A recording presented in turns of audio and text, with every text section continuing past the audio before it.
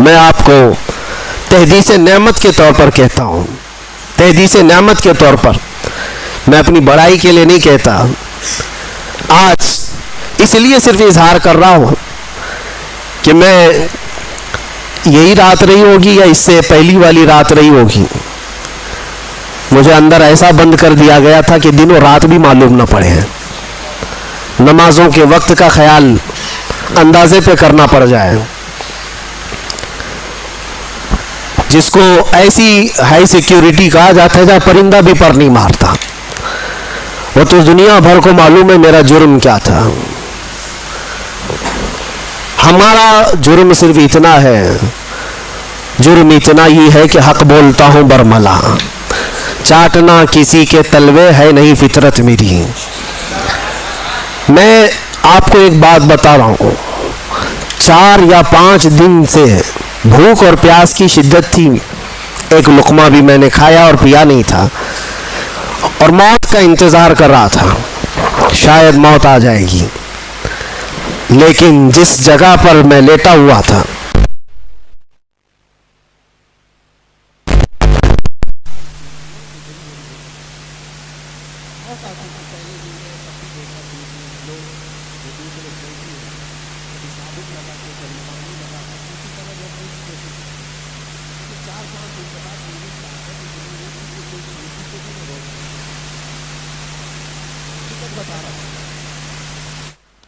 جیسے لگا ہو کسی مردے کو کھانے کے لیے کوئی کیڑے لگ گئے ہوں.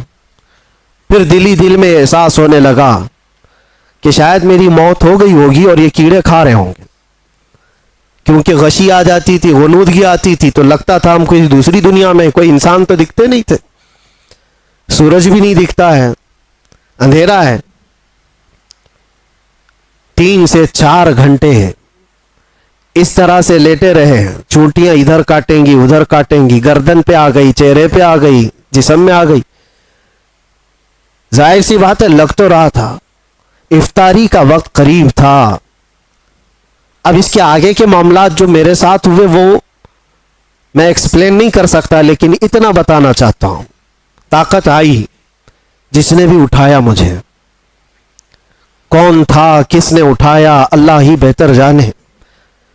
جب اٹھ کر کے دیکھا بستر پر ساری چونٹیاں پڑی ہوئی ہیں، چل رہی ہیں، رینگ رہی ہیں جسم پر، اور میرے رب کریم کا احسان ہے سے ان 50 نہیں 1000 چونٹیوں میں سے ایک چونٹی نے بھی کاٹا نہیں تھا. وہ اس لیے نہیں کہ میں کوئی پاورفل آدمی یا میں کوئی پرہیزگار، میں کوئی اللہ کا ولی نہیں، میں اس کا کوئی دعویٰ نہیں کرتا، کوئی دعویٰ نہیں کرتا. میری طاقت بھی اتنی نہیں تھی کہ چونٹیوں کو نکال کر الگ کیا جائے. لیکن اور یہ بھی نہیں ہے کہ کبھی کاٹی نہیں، کاٹتی ہیں، ابھی بھی کاٹیں گی. ابھی اگر ہاتھ پہ رکھ دیں تو کاٹ لیں گی. پہلے بھی کاٹی ہیں، مچھر بھی کاٹے ہیں. ایسے ہم ہیں نہیں کہ ہم کو نہیں کاٹتے، کاٹتے ہیں. لیکن وہ سچویشن جہاں آدمی پوری طرح سے مجبور ہو گیا ہو، ہاتھ پیر ہلا نہ پاتا ہو، چونٹیاں چڑھ گئی ہو اور پھر نہ کاٹ رہی ہو، تب یہ احساس ہوا رب ذوالجلال تو جہاں جیسا چاہے اپنے حبیب کے غلاموں کی حفاظت کرتا ہے.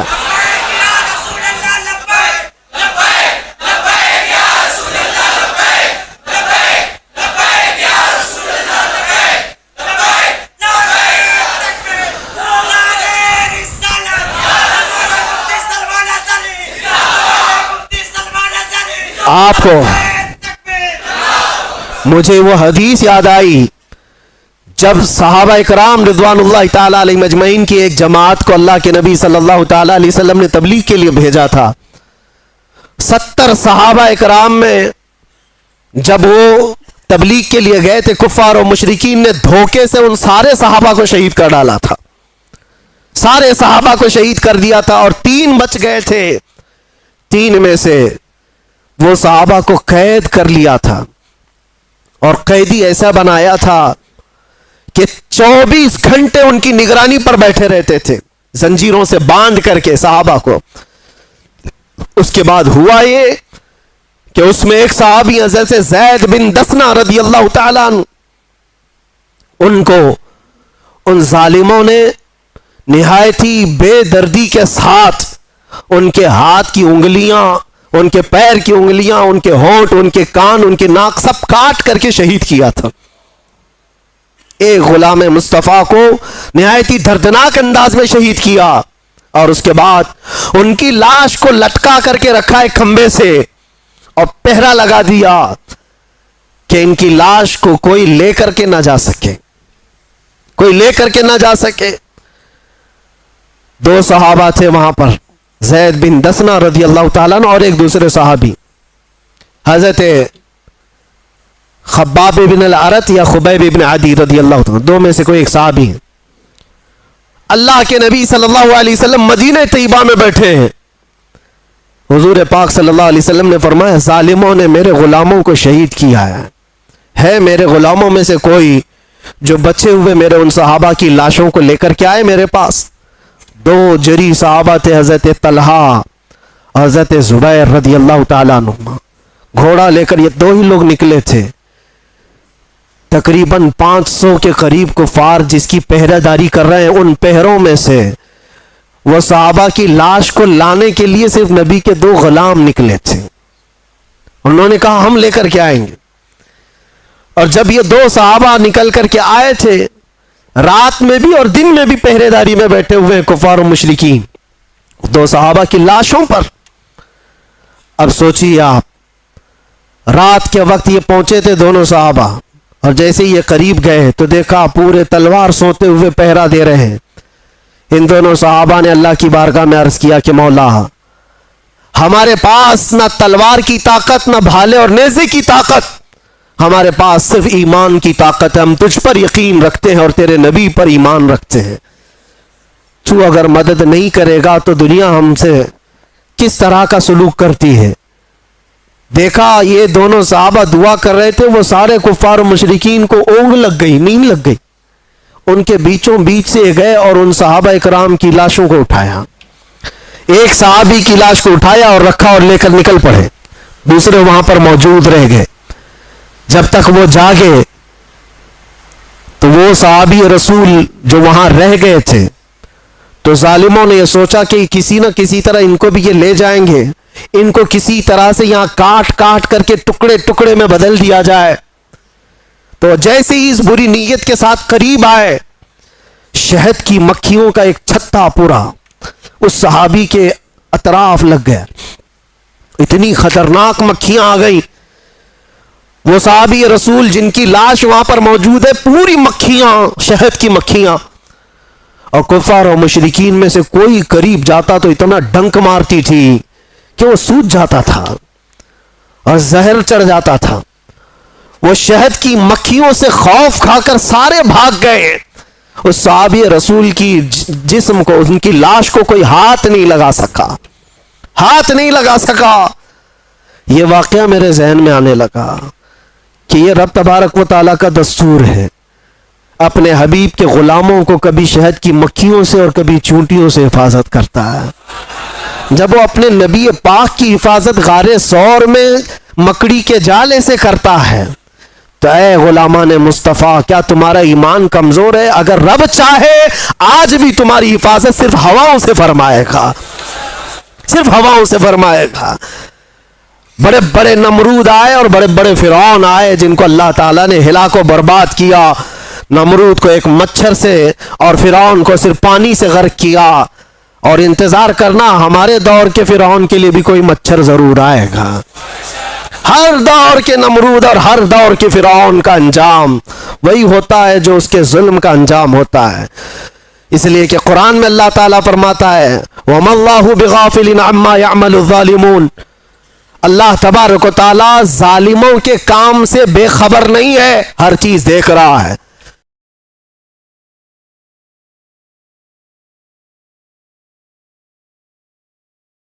اسی لیے میرے عزیزوں، مسلمانوں میں یہ رواج ہی نہیں ہونا چاہیے کہ اٹھ کر کے پوچھتے رہیں روزہ ہے کہ نہیں ہے، روزہ ہے کہ نہیں ہے۔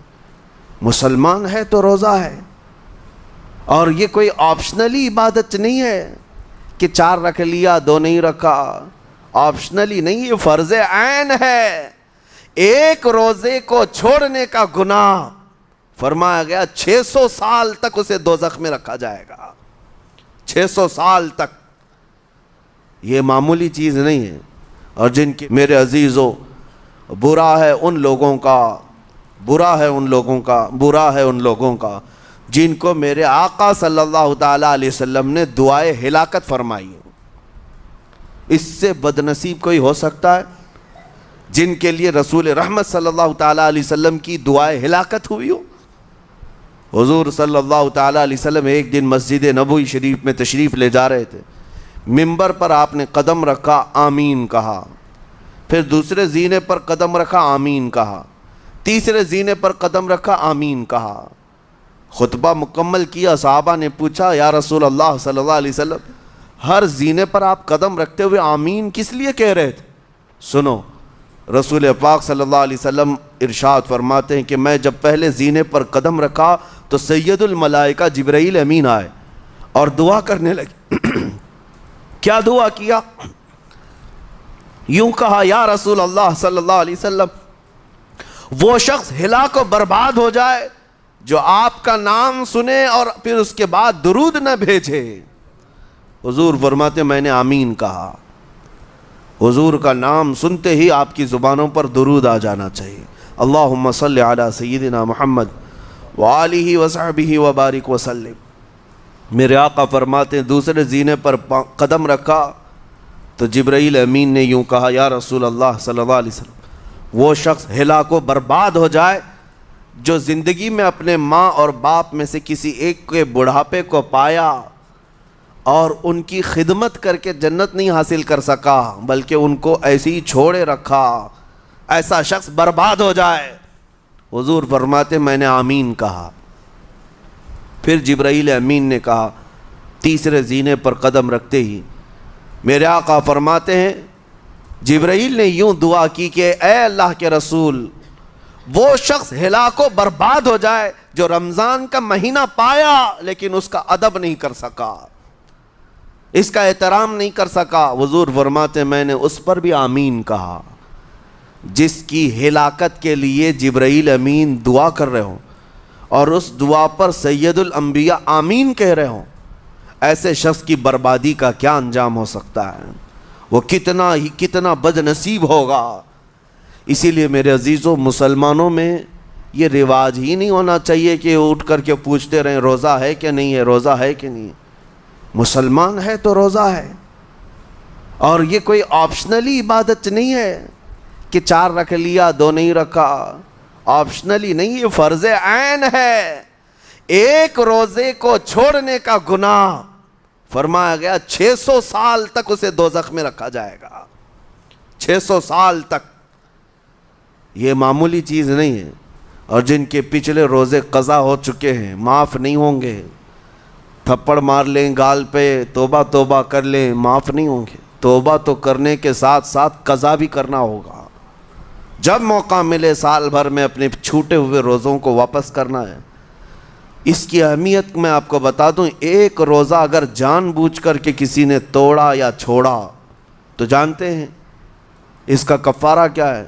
اس کا کفارہ یہ ہے کہ اس کے بدلے میں دوسرے دنوں میں 60 روزے کنٹینیو رکھے.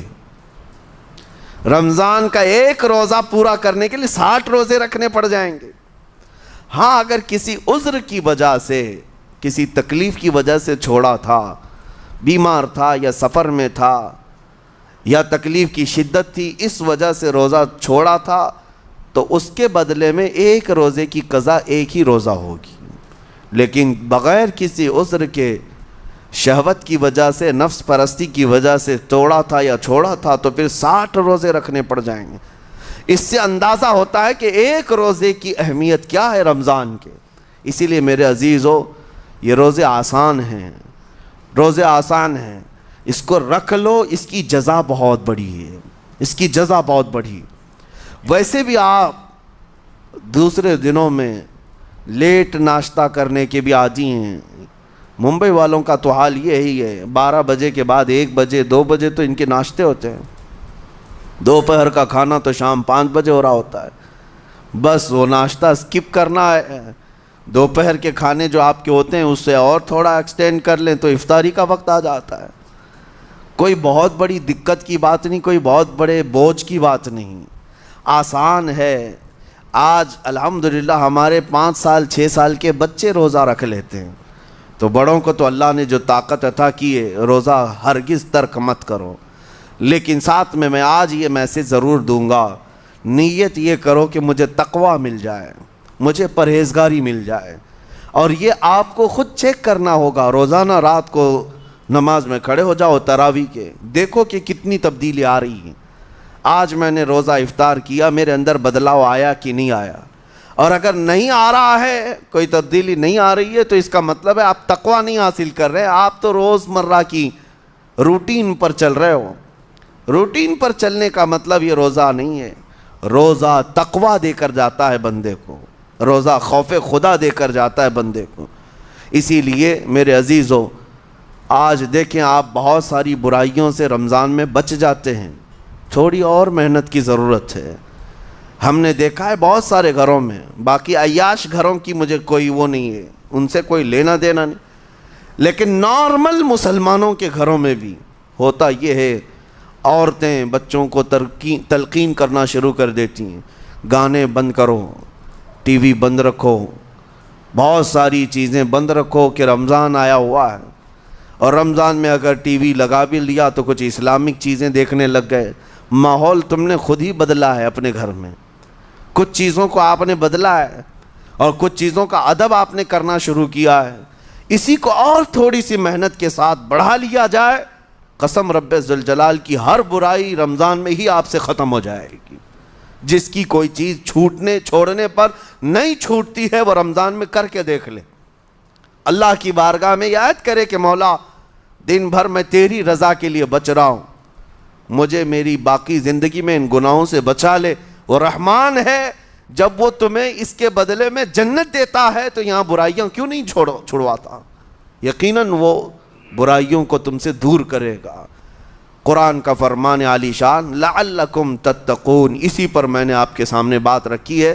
روزے اس لیے فرض کیے گئے ہیں تاکہ تمہیں تقوی مل جائے، پرہیزگاری مل جائے۔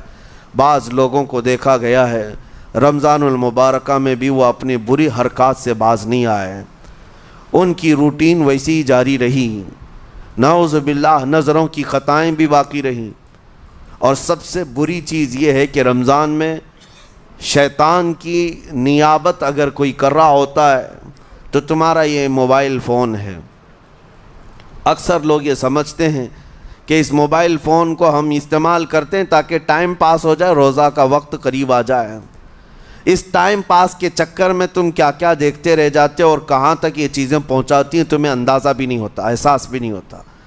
تو تمہاری رہی صحیح عبادت کو بھی یہ ہضم کر جاتا ہے، کھا جاتا ہے۔ اس کے استعمال پر اگر کنٹرول ہے تو خوب استعمال کرو، لیکن کنٹرول نہیں ہے تو اے نوجوانوں اس کا بھی روزہ رکھو، اس انٹرنیٹ کی بلاؤں سے محفوظ ہو جاؤ۔ اس لیے کہ بہتوں کو میں نے دیکھا ہے، ان کے دن بھر اور رات بھر رمضان میں سوشل نیٹ ورکس پر مصروفیت ویسی کی ویسی ہے جیسے دوسرے دنوں میں تھی۔ وہ رات بھر چیٹنگ میں بھی مصروف ہیں، ایک دوسرے کو ادھر ادھر بھیجنے میں بھی مصروف ہیں، ساری چیزیں جوں کی توں چل رہی ہیں۔ تو تمہارے موبائل نے تمہیں تقوی سے بہت دور رکھا ہے، تمہیں رب تعالیٰ کے قریب ہونے نہیں دیتا۔ اپنے آپ کو بدل لو۔ ظاہر سی بات ہے یہ سخت چیز ہے، اگر کوشش کرو گے تو بچ جاؤ گے، اور تقوی اتنی آسانی سے تو نہیں ملتا۔ اپنے آپ کو سٹرگل کرو، انشاءاللہ العزیز دل پاک ہو جائے گا، پھر آپ کو اپنی زندگی کے اندر جو اجالے نظر آئیں گے وہ خود آپ محسوس کریں گے، آپ محسوس کریں گے۔ گناہوں کے اندھیروں نے دل پر ایسی کالک رکھی ہے کہ آپ کو کچھ بھی یہاں پر سمجھ میں نہیں آتا، ورنہ نمازوں کا لطف ایسا ہے، قرآن کا مزہ ایسا ہے، جسے یہ لگ جائے دنیا کی کوئی نعمت اس کے سامنے ہیچ نظر آتی ہے، کوئی چیز اسے اچھی نہیں لگتی۔ لیکن کب؟ جب اسے تقوی کا اجالا حاصل ہو جائے۔ میرے عزیزو، اللہ کریم کی بارگاہ میں دعا گو ہوں، مولا قدیر و جبار ہم سب کو تقوی و پرہیزگاری عطا فرمائے، اور ہم سب کے روزوں سے اللہ تعالی ہمیں پرہیزگاری عطا فرمائے۔ ان روزوں کے انوار اور برکات اور رمضان کے احترام کی ہمیں توفیق عطا فرمائے۔ مولا کریم تیری خشیت سے اور تیرے خوف سے آنکھیں جو بھیگتی ہیں ان آنکھوں میں ہمارا شمار فرما دے۔ تیرے یاد میں رونے والے بندوں میں ہم سب کو شامل فرما. وصلی اللہ تعالی علی خیر خلقی محمد وآلہ واصحابہ اجمعین وآخر دعوانا ان الحمد للہ رب العالمین. السلام علیکم.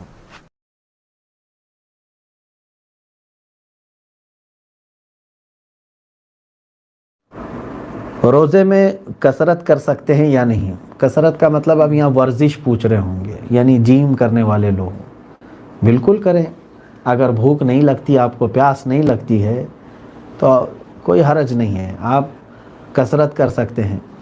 کثرت کرنے میں کوئی حرج نہیں. جس نے سوال کیا ہے اس کے لیے میرا یہ مشورہ ہے کہ کم از کم 10 دن کی قضا نمازیں پڑھ لیں، تمہاری پوری کثرت ہو جائے گی. میں سمجھتا ہوں اس سے بہتر ورزش کیا ہوگی تمہیں. اگر اتنا شوق ہے کہ باڈی کو فٹ رکھنا ہے تو قضا نمازیں اپنی پوری کر لو. 1 گھنٹہ اگر آپ نے نماز ہی پڑھ لیا تو میں سمجھتا ہوں بہترین ورزش ہوگی. تو روزہ نہیں ٹوٹے گا، کچھ نہیں ہوگا. جیم کرنا ہے یا اگر کثرت کرنے والے ہیں تو اس سے روزے پر کچھ فرق نہیں پڑتا. ایک سوال یہ ہے، روزے میں حادثہ ہونے پر زیادہ خون نکل گیا تو کیا روزہ ٹوٹ جاتا ہے؟ خون کے نکلنے سے روزہ نہیں ٹوٹتا. خون نکلے تو روزے پر کچھ فرق نہیں پڑتا، اس سے روزہ نہیں ٹوٹتا ہے. سوال یہ ہے، بچوں پر روزے کا کیا حکم ہے؟ جو نابالغ ہیں وہ مکلف نہیں ہیں روزے کے، لیکن رکھنے کی عادت ڈلوانا چاہیے. جب بچہ روزہ رکھنے کے قابل ہو جائے تو اسی وقت سے اسے عادت ڈلوا دو، تاکہ جب اس کی عمر کو پہنچے تو پھر اس کے اندر ہچکچاہٹ نہ ہو. پہلے سے اگر اس کے تربیت رہے گی. اسی لیے نماز جو ہے فرض ہوتی ہے 12 سال کے بعد جب وہ بالغ ہو گیا، لیکن حکم ہے میرے آقا صلی اللہ علیہ وسلم نے فرمایا 7 سال سے اس کو نماز پڑھاؤ اور 10 سال کی عمر میں مار کے پڑھاؤ، کیونکہ جب فرض ہوگی تب پھر اس کو ہچکچاہٹ نہ رہے، عادت سی بن جائے. تو بچوں کے لیے روزہ رکھنے کا حکم یہ ہے کہ جو بچے رکھ سکتے ہیں ان کا. روزے میں انجیکشن لے سکتے ہیں یا نہیں؟ لے سکتے ہیں، روزے میں کچھ فرق نہیں ہوگا. انجیکشن لینے سے روزہ نہیں ٹوٹتا. روزے کی حالت میں اگر دانت سے خون نکل جائے، یہ ابھی میں نے بتایا کہ کہیں سے خون نکل جائے تو روزے میں کوئی فرق نہیں ہوتا. ہاں اگر اس کو نگلا پی لیا تو پھر روزے پر فرق آتا ہے. اگر بچے کی عمر 3 ماہ کی ہے تو کیا اس کی ماں روزہ رہ سکتی ہے؟ اب یہاں پر یہ تینوں سوال ایک ساتھ میں لے لیتا ہوں کہ عورتوں کے سوالات ہیں. عورتوں نے پوچھا ہے، حاملہ ہو، پریگننٹ ہے عورت یا بچے والی ہے، یہ دونوں صورتوں میں یہ دیکھا جائے کہ اگر وہ روزہ رکھتی ہے تو اس کے بچے پر خطرہ ہے. جیسے پریگننٹ عورت، حاملہ عورت، خطرہ ہو سکتا ہے اس کے بچے کے لیے. یا دودھ پلانے والی عورت کہ اگر وہ روزہ رکھے گی تو اس کے بچے کو دودھ نہیں ملے گا. ان دونوں صورتوں میں عورت کو روزہ چھوڑنے کا حکم ہے، اجازت ہے. وہ چاہے تو روزہ چھوڑ دے، لیکن قضا تو بعد میں کرنی ہوگی. کفارہ نہیں، قضا ہے. کفارہ بہت سخت ہے. ایک روزہ جان بوجھ کے چھوڑا، کوئی عذر نہیں تھا، تو کفارہ اگر آ گیا تمہارے اوپر تو ایک کے بدلے 60 روزے رکھنے پڑیں گے. کفارہ بڑا ہے لیکن قضا ایک ہی ہوگی. تو ایسی عورتیں جو حاملہ ہیں، پریگننٹ ہیں یا پھر دودھ پلانے والی ہیں، اگر ان کے بچوں کو تکلیف ہونے کا قوی اندیشہ ہے تو وہ چھوڑنے کی انہیں اجازت ہے، لیکن بعد میں تو ان کو اپنے روزے کی قضا کرنی ہوگی. اسی طرح سے عورت اپنے ایام میں ہے، یعنی جو ان کی ماہواری ہے، حیض میں ہے یا نفاس میں ہے، تو ان دونوں صورتوں میں بھی ان کو روزہ رکھنا جائز نہیں ہے، لیکن قضا ان کو پاک ہونے کے بعد کرنا پڑے گا. ایک سوال یہ ہے، روزے کی حالت میں بال اور ناخن نکالنے سے کیا روزہ مکروہ ہوتا ہے؟ نہیں، بالکل نہیں. بال بھی نکال سکتے ہیں آپ، ناخن بھی نکال سکتے ہیں، کوئی حرج نہیں. بال نکالنے سے، ناخن نکالنے سے روزے پر کوئی فرق نہیں پڑتا. سوال یہ ہے، اگر بیماری کی وجہ سے روزہ چھوٹ جائے تو ان روزوں کی قضا رکھنی ہے یا فدیہ دینے سے ادا ہو جائے گا؟ 2 چیزیں ہیں. بیماری کس طرح کی ہے؟ ایک ہے بوڑھا شخص جس کو شیخ فانی کہتے ہیں، یعنی اب وہ دنیا سے جانے کے انتظار میں ہے. اخیر زمانے کی جو بیماریاں ہوتی ہیں جن کو مرض الموت کہتے ہیں، یعنی اب صحیح ہونے کا اندیشہ کم ہے. ان لوگوں کے لیے یہ ہے کہ وہ روزہ نہیں رکھے تو ان کو فدیہ دینا ہوگا، یعنی ایک روزے کے بدلے ایک مسکین کو 2 وقت کا کھانا یا 2 مسکینوں کو کھلانا، یہ فدیہ ہے۔ ایک مسکین کو 2 وقت کا کھانا کھلانا ایک روزے کے بدلے۔ اور اگر ایسی بیماری ہوئی تھی، رمضان میں کچھ بیمار ہوا تھا لیکن بعد میں صحیح ہوا، تو پھر اب وہ فدیہ نہیں دے گا بلکہ اپنے روزے کی قضا ہی کرے گا، اس کے لیے فدیہ نہیں ہے۔ صرف وہ بیمار جس کو اب موت کا اندیشہ ہو گیا، یا تو پھر ایسا کرے وہ کہ اب اس کو مسکین کو فدیہ دینے کی تک طاقت نہیں ہے تو اپنے بچوں کو وصیت کر کے جائے کہ اگر میں اس بیماری کے بعد مر گیا تو میرے اتنے روزے باقی ہیں، میرے مال میں سے اتنے روزوں کا تم فدیہ ادا کر دو، تو بھی انشاءاللہ العزیز اس کے اوپر سے یہ روزوں کا گناہ ہٹ جائے گا۔ کوئی ہے شوگر کا مریض، ان کا سوال ہے کہ میں شوگر کا مریض ہوں، ڈاکٹر نے روزہ رکھنے سے منع کیا ہے، پھر بھی میں روزہ رکھنا چاہتا ہوں، اس حال میں مجھے کیا کرنا چاہیے؟ شوگر کے جو مریض ہیں ان کو زیادہ دیر تک بھوک برداشت نہیں ہوتی، جس کی وجہ سے اگر ماہر طبیب حاذق حکیم نے اگر انہیں مشورہ دیا ہے تو ان کے لیے بھی اجازت ہے، وہ چاہیں تو روزہ چھوڑ سکتے ہیں، اور اگر صحیح ہونے کا اندیشہ ہے، طاقت ہو سکتی ہے بعد میں تو قضا کریں، نہیں تو پھر وہ اپنے روزے کا فدیہ ادا کریں گے۔ اپنی جان کو جوخم میں ڈالنا، اپنے آپ کو ہلاکت میں ڈالنا شریعت اس کی اجازت نہیں دیتا۔ یعنی ایسی بیماری تھی کہ روزہ نہ رکھنے سے آپ کی جان محفوظ ہو سکتی تھی، پھر بھی آپ نے زبردستی روزہ رکھا تو پھر آپ نے اپنے آپ کو ہلاکت میں ڈال دیا۔ اس کا حکم اللہ تعالیٰ نے نہیں دیا ہے۔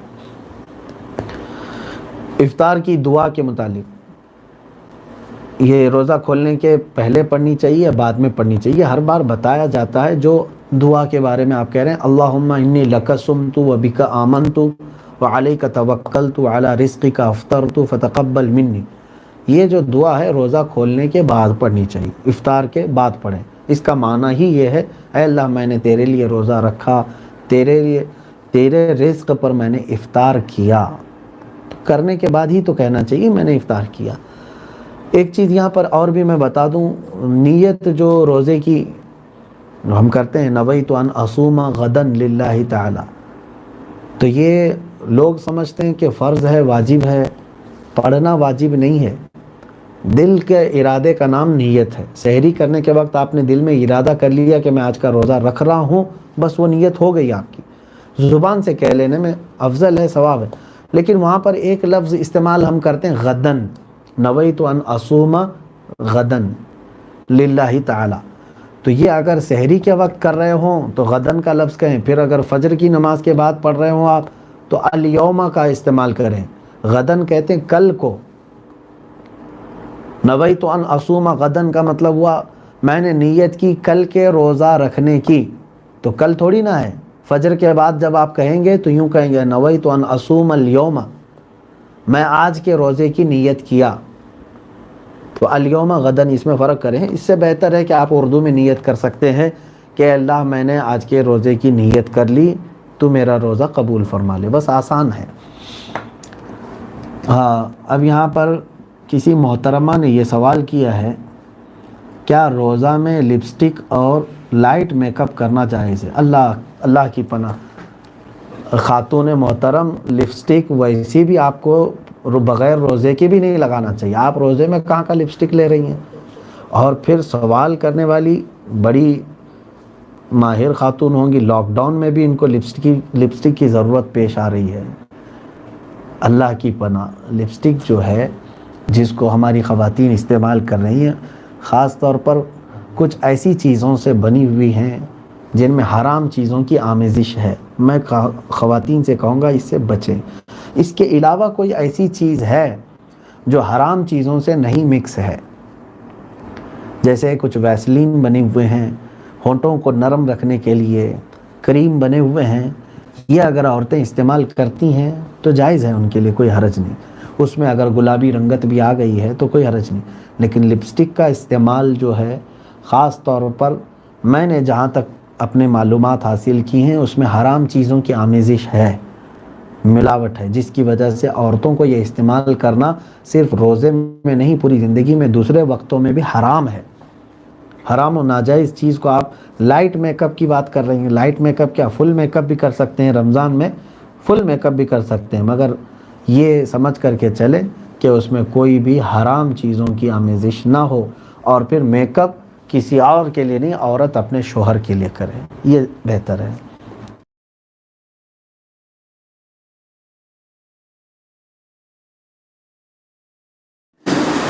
جب آپ کو غسل کے لیے تخت پر لٹایا گیا، غسل دینے کے لیے، میت کا غسل دینے کے لیے، تو جیسے ہی غسل ہوا، کفن دے رہے تھے، وہ زور سے ہنسنے لگ گئے، تخت پر ہی ہنسنے لگ گئے۔ کیا کبھی کسی میت کو ہنستے ہوئے دیکھا ہے؟ آواز نکال کر کے انہوں نے ہنسا، لوگ ڈر بھی گئے۔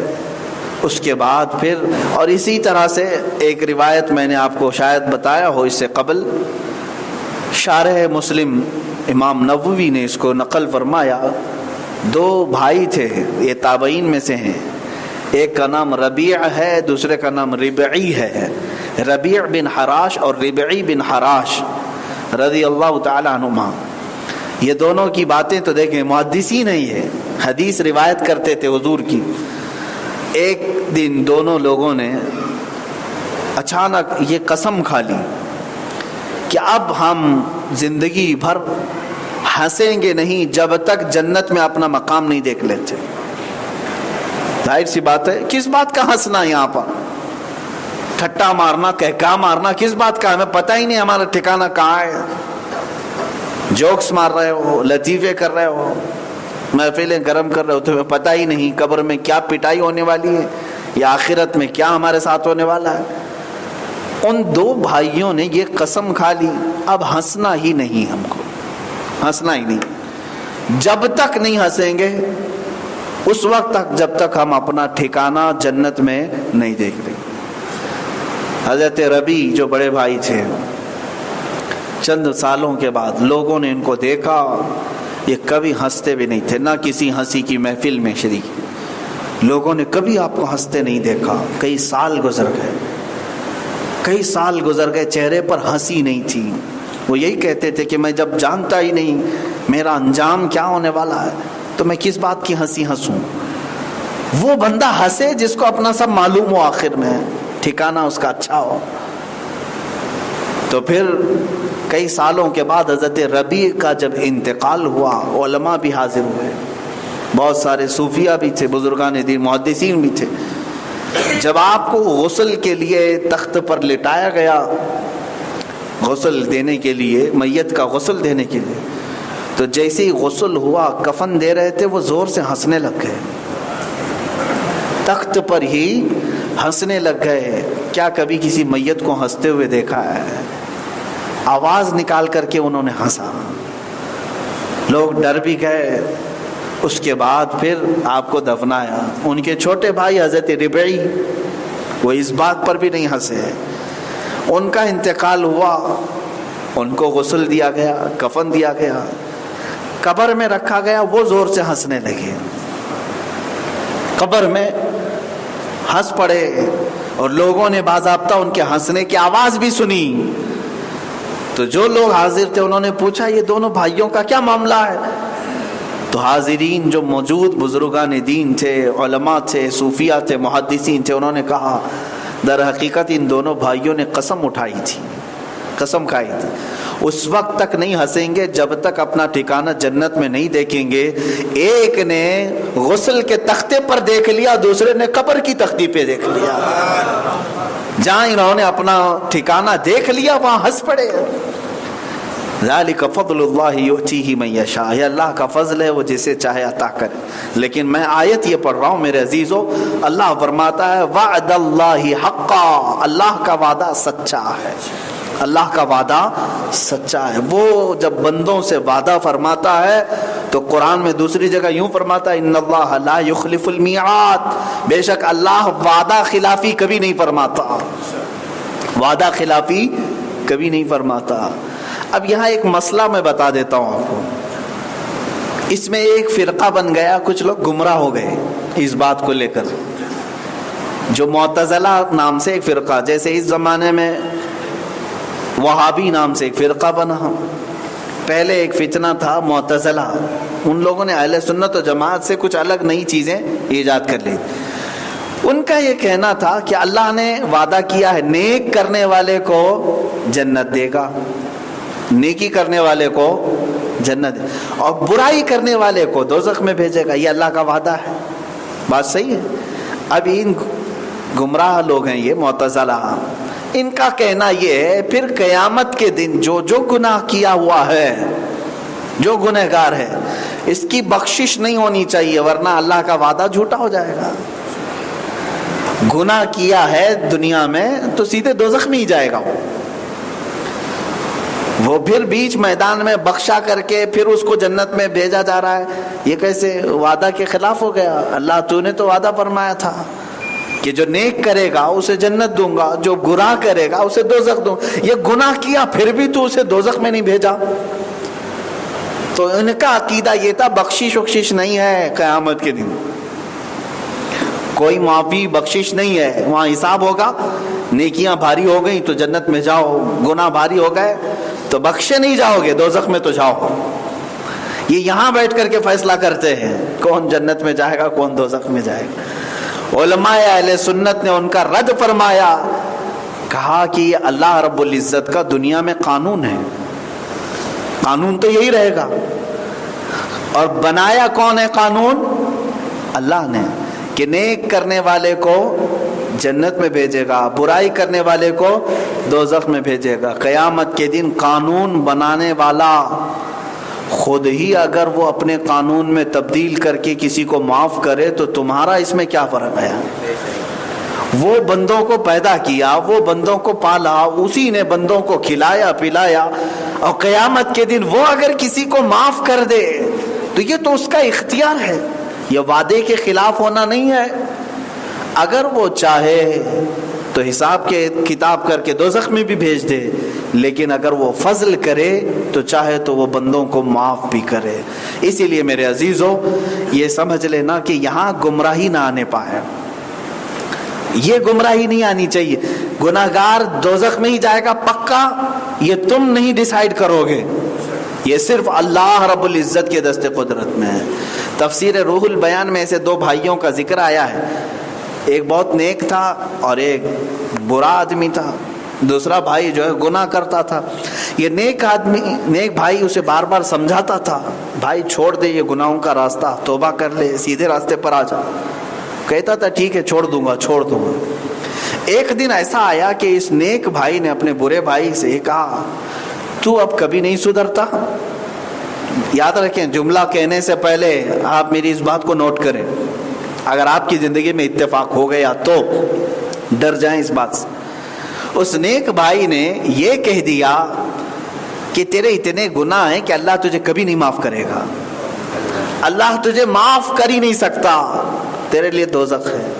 یہ بات کہا اس نے اور انتقال ہوا۔ حدیث پاک میں ہے حضور صلی اللہ علیہ وسلم نے فرمایا دونوں کا جب انتقال ہوا اللہ رب العزت نے دونوں کو اٹھایا اور اس نیک بندے سے پوچھا، سب سے پہلے اس کی نیکیاں اپنی جگہ پر سب، اللہ رب العزت نے اسے جلال میں سوال فرمایا تو نے ایک گنہگار اور برائی کرنے والے بندے کو یہ کیسے کہہ دیا کہ اللہ معاف نہیں کر سکتا؟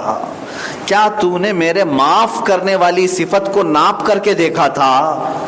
میں کتنا رحیم ہوں، میری رحمت کتنی ہے، کیا تجھے اس کا اندازہ تھا؟ رب تبارک و تعالیٰ کیا کرے گا کیا نہیں کرے گا یہ فیصلہ تم دنیا میں کرو گے۔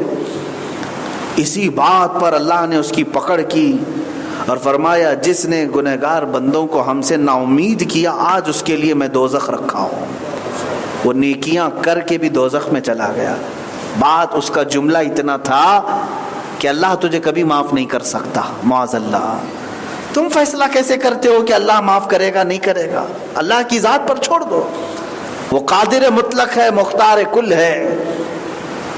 اب اس گنہگار کو اٹھایا، کہا تو گناہ کرتا تھا زمین پر، بچتا کیوں نہیں تھا؟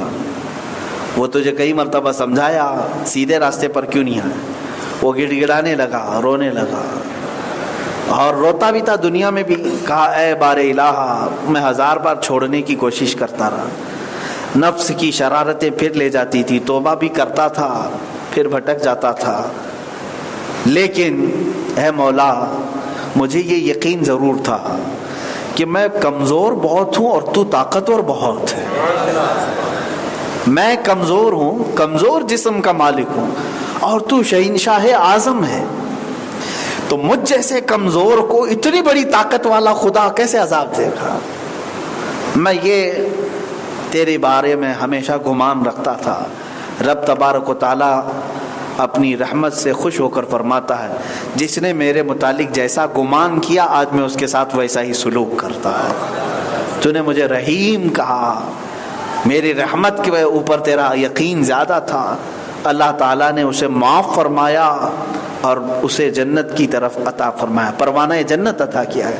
فیصلے بدل سکتے ہیں، لیکن ایک بات یاد رکھیں، اللہ نے جس کے ساتھ جو وعدہ فرمایا ہے وہ وعدہ بالکل سچا ہے. ہاں پکڑ ہو گئی تو الگ بات ہے، لیکن تمہاری نیکیوں کا اجر تمہیں ضرور دیا جائے گا.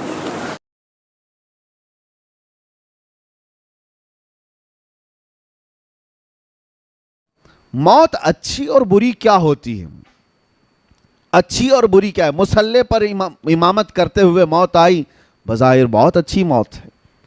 اور اگر کوئی ایکسیڈنٹ میں مر گیا، 40 ٹکڑوں میں ہو گیا، بہت بری موت. لوگوں کے ذہن میں یہ کورونا میں مرنے والوں کو لوگ بیچارے یہی سمجھتے تھے کہ کیا موت ہے بیچاری، 4 لوگ اٹھا نہیں پاتے، ریپ کر دیتے ہیں پلاسٹک میں، اور 4 لوگوں کی نماز پہ اس کو تو دفن کر دیا جاتا ہے. ایسی موت ہے ویسی نہ.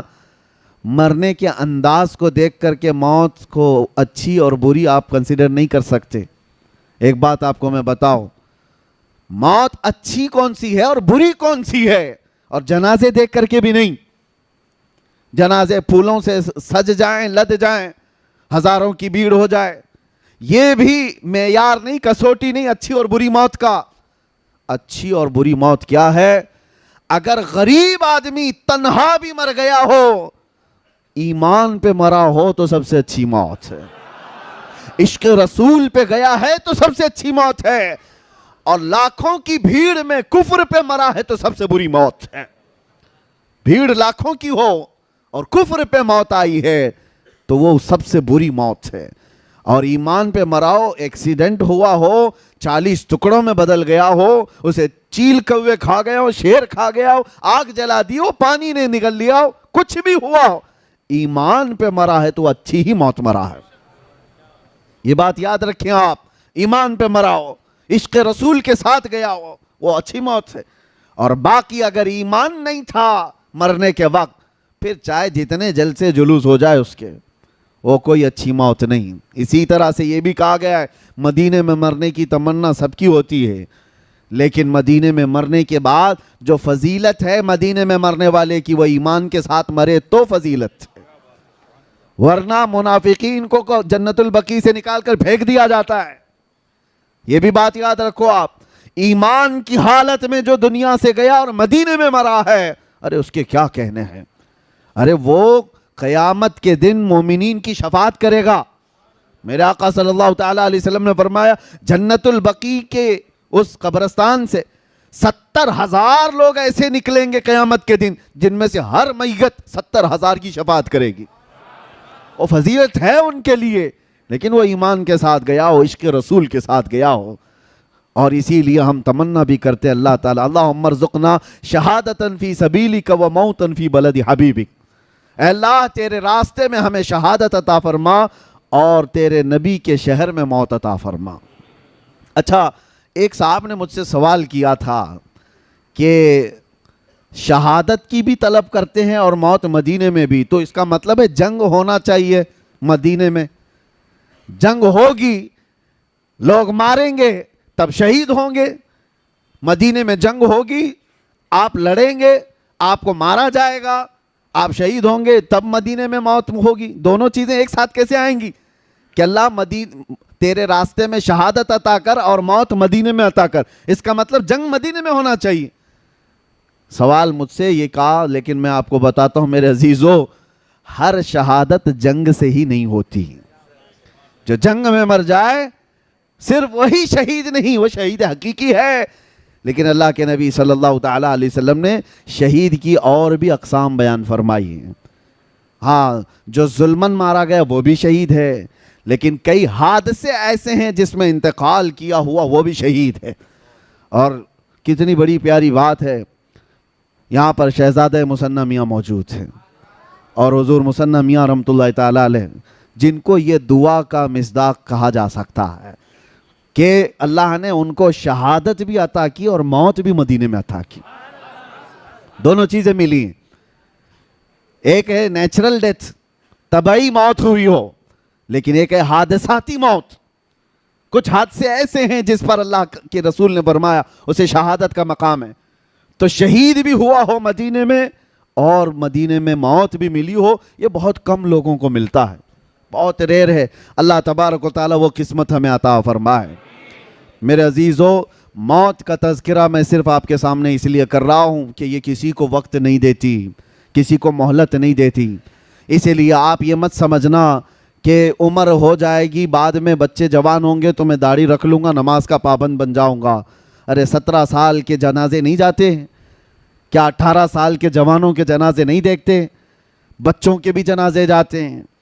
موت کی کوئی عمر نہیں ہے۔ ہاں، جس کو بڑھاپا مل گیا وہ نعمت ہے، سب کو نہیں ملتا بڑھاپا۔ جس کو بڑھاپا مل گیا اور وہ بھی اسلام پہ ملا ہے، اس کے لیے وہ نعمت ہے۔ بعض لوگ یہ کہتے ہیں نا، ارے بڈھا ہو گیا اب مسجد نہیں جائے گا تو اور کیا کرے گا، کام دھندا کیا ہے؟ تمہیں نہیں پتا، ہر بوڑھا مسجد والا بھی نہیں ہوتا، اس کے لیے بھی فضل الہی ضروری ہے۔ ہر بوڑھا نہیں ہے مسجد کا۔ کتنے بوڑھے تو 80 سال کے ہو گئے، ابھی روز بلیڈ مار رہے ہیں، ان کو ابھی جوان بننے کا شوق ہے روز۔ اور وہ بوڑھا جس کے بال سفید ہو گئے، حدیث پاک میں اللہ تعالیٰ فرماتا ہے، حدیث قدسی، اللہ فرماتا ہے ایسے بوڑھے کو عذاب دینے میں مجھے حیا آتی ہے، جس کا بڑھاپا اسلام پہ ہوا ہو۔ لیکن یہ بڑھاپا سب کو نہیں ملتا کہ ہر کوئی بوڑھا ہو کے مرے گا، کتنے تو جوانی میں چلے گئے۔ قاری خورشید صاحب امامت کر رہے تھے، مشکل سے شاید ان کی 50 کے آس پاس کی عمر ہوگی، 48 سال کی عمر، جبکہ نظام یہ بتایا گیا 40 سال کے بعد جوانی شروع ہوتی ہے پہلے۔ اور قرآن پاک میں جو اللہ تبارک و تعالیٰ نے فرمایا وَلَمَّا بَلَغَ أَشُدَّهُ، یعنی یہ جو شدت والی جوانی اس کو 40 سال کہا گیا۔ آپ تمامی حضرات سے میں ایک بات یہ کہوں گا کہ موت کی کوئی عمر نہیں ہے، تو پھر کس بات کے انتظار میں ہو کہ کب کریں گے، کل کریں گے، پرسوں کریں گے؟ جو بات تمہیں بعد میں اچانک آنے والی ہے اس کے لیے پہلے سے تیار ہونا چاہیے۔ اپنے آپ کو اتنی اچھی حالت میں رکھو کہ کسی دن ملک الموت آئے تو ہاتھ پیر مار کر کے مہلت مانگنے والی نوبت نہ آئے کہ تھوڑا ٹائم مل جائے میں تسبیح پڑھ لوں، تھوڑا ٹائم مل جائے لوگوں کا کھایا ہوا واپس کر دوں، تھوڑا ٹائم مل جائے قضا نمازیں پوری کر لوں۔ ایسی حالت میں نہ آ جاؤ۔ اسی لیے ایک آپ کو میں بتا دوں، حدیث کا مفہوم ہے حاسبوا قبل ان تحاسبوا، اپنا حساب کمپلیٹ رکھو اس سے پہلے کہ تمہارا حساب پوچھا جائے۔ حساب اپنا کمپلیٹ رکھ لو اس سے پہلے کہ تمہارا حساب پوچھا جائے۔ اور موت سب کی ایک طرح کی بھی نہیں ہے۔ ایک بزرگ نے بڑی پیاری حکایت لکھی ہے کہ ایک بادشاہ سفر پر جا رہا تھا، شاہانہ کروفر ہے اور بہت سارے تفریح کے لیے نکلے ہوئی پوری جماعت ہے۔ اچانک راستے میں ایک فقیر آیا اور بادشاہ سے کہا بادشاہ سلامت، آپ سے مجھے کچھ بات کرنی ہے۔ بادشاہ نے کہا یہ میرے آرام کا وقت ہے، تفریح کا ہے، ابھی میں تو پکنک پہ جا رہا ہوں، کیا چاہیے تجھے بول۔ فقیر نے کہا نہیں نیچے اتر آؤ بگی سے، آپ سے مجھے بات کرنی ہے۔ بادشاہ نے کہا بڑا بدتمیز فقیر ہے یہ، بادشاہ کو اس کی بگی سے اتار رہا ہے۔ تو اس نے فوراً حکم دیا وزیروں کو پکڑو اس فقیر کو۔ فقیر نے اپنا جبہ ہوا کیا، کھولا اور اس کے بعد بادشاہ کو کھینچ کر نیچے اتارا اور کہا پہچان مجھے، میں ملک الموت عزرائیل ہوں، میں ملک الموت عزرائیل ہوں۔ بادشاہ اب وہ کپ کپانے لگ گیا، پوچھا کہ آپ کیوں آئے؟ کہا میں کیوں آتا ہوں تمہیں پتا ہے، روح لینے آیا ہوں۔ کہا اسی وقت؟ کہا اسی وقت۔ کہا اتنا وقت دے دیں کہ میں واپس چلا جاؤں یہ سفر کو ختم کر کے، اور اپنی سلطنت کے سارے کام بیٹے کو سپرد کر دوں گا. کہا اتنا ٹائم نہیں ہے تیرے پاس, میں بہت جلدی, ابھی وقت کافی کم بچا ہے. تو اس نے کہا اتنی مہلت دے دیجئے کہ بیوی سے بات کر لوں. کہا وہ بھی نہیں ہے. اس کو تھوڑی سی بھی مہلت نہیں دی گئی, اسی وقت اس کو گرا دیا گیا اور اس کی روح قبض کر لی گئی. جو شاہانہ کر و فر کے ساتھ جا رہا تھا, اس کو راستے میں اچانک ملک الموت نے روح نکال لی. تصویر کا ایک دوسرا رخ بھی ہے سیم. ایک عالم ربانی ہے پرہیزگار, وہ اپنے گھر سے جھولا لے کر سامان لینے کے لیے باہر جلدی جلدی جا رہے ہیں. عصر کا وقت ہو چکا ہے اور سامان خریدنے کے لیے جا رہے ہیں. راستے میں یہی فقیر آیا. کہا کہ حضور رک جائیے, تھوڑا کچھ بات کرنی ہے آپ سے مجھے. وہ عالم دین رک گئے اور کہا کیا بات ہے, جلدی جلدی بات کیجئے, مجھے گھر سے سودا لینے کے لیے, سامان لینے کے لیے جانا ہے اور گھر میں واپس پہنچا کر مسجد میں اذان ہو چکی ہے, جماعت سے نماز پڑھنی ہے, جلدی آپ بتائیے کیا بات ہے. فقیر نے کہا آپ نے نہیں پہچانا, میں ملک الموت اسرائیل ہوں. اس عالم ربانی نے جھولا پھینک دیا, جو سامان لانے کے لیے جا رہے تھے جھولا پھینک دیا اور کہا کہاں تھے آپ کے انتظار میں کتنی راتیں کٹ گئی ہیں, کہ آپ آئیں گے, روح نکالیں گے, میں رب سے ملاقات کروں گا. یہ دنیا میں جس کی روح اٹکی ہوئی ہے مال سے, وہ مہلت مانگتا رہتا ہے, اور جو رضا الہی کے لیے جیتا ہے وہ ملک الموت کا استقبال کرتا ہے. آپ کہاں تھے؟ تو اب یہاں منظر بدلا ہوا ہے. ملک الموت نے کہا اتنی جلدی بھی کیا ہے آپ کو, آپ جائیے سامان خرید لائیے اور اپنے بچوں کو سامان دے دیجئے, گھر والوں کو کچھ وصیت کرنی ہے وہ بھی کر لیجئے. اس عالم ربانی نے کہا آپ کو جس کام کے لیے اللہ نے بھیجا وہ کیجئے آپ. میرے بچوں کا مالک اللہ ہے, وہ مسبب الاسباب ہے, جس نے مجھے کھلایا وہ میرے بچوں کو بھی کھلائے گا, میرا یقین ہے, آپ اپنا کام کیجئے.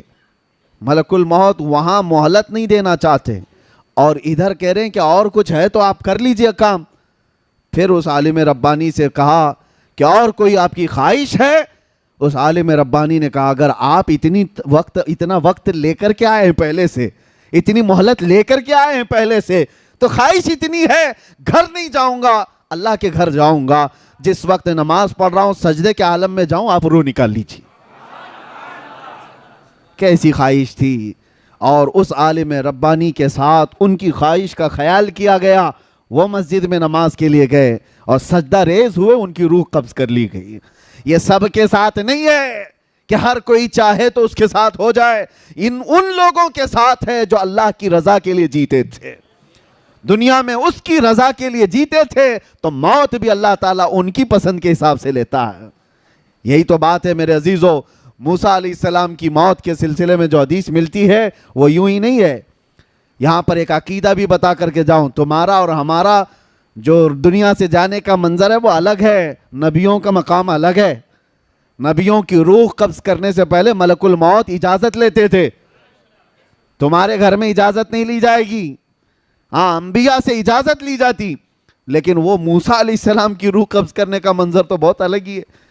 ملک الموت آئے تھے اور ان سے پوچھا کہ اے اللہ کے نبی موسیٰ, آپ کی روح قبض کرنے کے لیے اللہ نے مجھے بھیجا ہے. انہوں نے ایک تماچا لگا دیا اور کہا جاتا ہے کس نے, موسیٰ پیغمبر نے ملک الموت کو, اور ان کی آنکھ باہر آئی. وہ واپس چلے گئے رب تعالیٰ کے حضور اور کہا اے اللہ تو نے کس کے پاس بھیجا, اس نے مار کر کے آنکھ باہر کر تھی. وہ پیغمبرانہ جلال تھا, کسی دوسرے کو کیا ملک الموت چھوڑ دیتے, اور کیا کسی کی ہمت تھی. یہاں یہ عقیدہ مجھے بتانا ہے, وہ خبیثوں کو سمجھنا چاہیے جو نبی کو اپنے برابر سمجھتے ہیں. کبھی آپ جو برابر کہتے ہیں بڑے بھائی کے طرح, ہماری طرح بشر تھے, تم بھی ملک الموت کو تھوڑا انگلی اٹھا کے دکھاؤ, پتہ چلے گا تم کو کہاں پہنچا دیا جائے گا. وہ نبی کی شان ہے, اللہ اپنے محبوبوں کو یہ طاقت دیا ہوا ہے.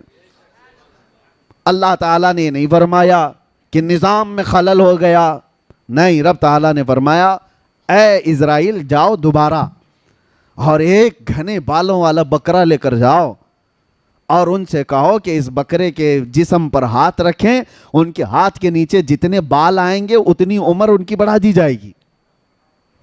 اتنی زندگی ان کو دی جائے گی.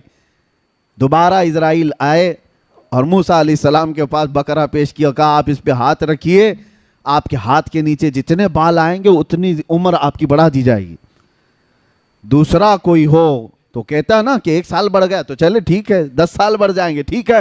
موسیٰ علیہ السلام نے کہا ہٹ جاؤ, میں رب سے بات کرتا ہوں. اللہ کریم سے آپ نے کلام کیا اور کہا اے اللہ جب اتنے سال بھی گزر جائیں تب کیا ہوگا؟ رب نے فرمایا موت آئے گی, اس لیے کہ میرا وعدہ ہے کل نفس ذائقۃ الموت, ہر جان والی چیز کو موت کا مزہ چکھنا ہے. موسیٰ علیہ السلام کو اللہ نے کیا فرمایا؟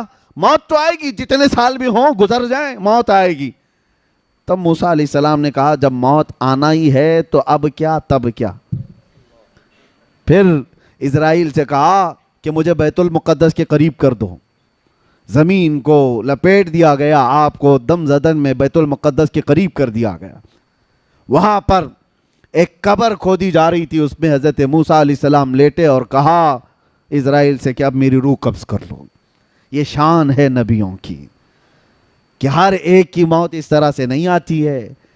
کچھ موتیں وہ ہیں, اسی لیے موت میں بھی درجات ہیں, موت میں درجات ہیں.